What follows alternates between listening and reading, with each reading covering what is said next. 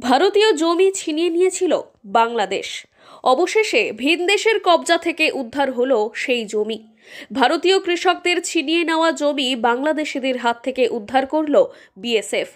জানা গিয়েছে 2015 সালে জলপাইগুড়ি জেলার মালকানি কৃষক নিরঞ্জন সরকার এবং তার ছেলে আনন্দ সরকারের 3.5 বিঘা জমি দখল করে নেয় বাংলাদেশের পঞ্চগড় জেলার প্রধান পাড়ার লোকেরা। আপনার জমি কি বাংলাদেশিরা দখল করে নেয়? হ্যাঁ, তারপরে বাংলাদেশি কিছু কৃষক দখল করে। কত বিঘার মতো? 2.5-3 বিঘা। কবে পেলেন এই জমি ফেরত আবার বাংলাদেশের হাত থেকে? এটা ফেরত পেলাম 2024 নভেম্বরের 27 তারিখে। কারা কিভাবে আপনাদের ফেরত দিল?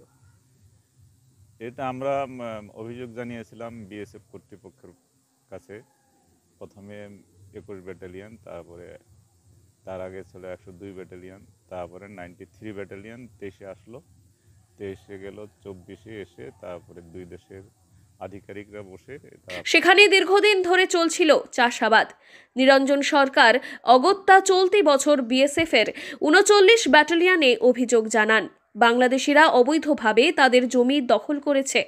এরপরেই বিএসএফ এর 93 ব্যাটালিয়নের কমান্ডার বিষয়টি গুরুত্ব সহকারে তদন্ত শুরু করেন। এই কাজে ভারত বাংলাদেশের সরগরম পরিস্থিতিতেও সাহায্যের হাত বাড়িয়েছে বিজেপি।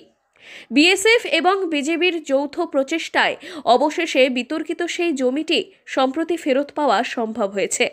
অর্থাৎ ফেন্সিং এর বাইরেও আমাদের কিছু জমি আছে যেখানকার স্থানীয় লোকেরা সেখানে গিয়ে চাষাবাদ করে এবং সেখানে গেট আছে, বিভিন্ন জায়গায় গেট রাখা আছে। সেই গেট পার করে তারা তাদের ধান বা যখন যেটা হয় সেটাকে তারা নিয়ে আসেন, ফসল তুলে নিয়ে আসেন। তো এতদিন যেহেতু বর্ডারে ফেন্স করা, সেই হেতু ওখানে তো ফেন্স নেই, ওদিকটা তো ফেন্স নেই, সুতরাং ওরা সহজেই সেগুলো ইউজ করতে পারতো এবং অনেক সময় ধান কেটে নিয়ে যেত, অনেক সময় অনেক কিছু করতো অলক্ষ্যে, অনেক সময় গোপনে। সেগুলো এখন বন্ধ হয়েছে দেখে এখন তারা আর ওই বর্ডার ক্রস করে যে আসবে সেটা পাচ্ছে না, কারণ বর্ডার সিকিউরিটি ফোর্স এখন সেই কাজগুলো যেটা তারা এক সময় বাধা পেত সেটা এখন পায় না। উদ্ধার করার কাজে নেমেছে বিএসএফ করে দিয়েছে, তো আপনি পেপারেও দেখেছেন, আমিও দেখেছি। বিএসএফ স্থানীয় সীমান্ত পোস্টের সহযোগিতায় বাংলাদেশের সীমান্তরক্ষী বাহিনী বিজেপির সঙ্গে যোগাযোগ করে জমিটি ফেরত আনতে সক্ষম হয়।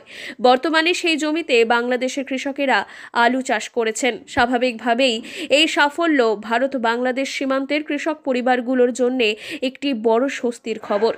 ভারতের কৃষক পরিবারটি বিএসএফ এর সাহায্যে তাদের জমি ফিরে পেয়ে খুশি এবং সীমান্তরক্ষী বাহিনীকেও সাধুবাদ জানাতে ভোলেননি তারা। জলপাইগুড়ি থেকে সুরজিৎ দের রিপোর্ট, লোকাল 18 বাংলা।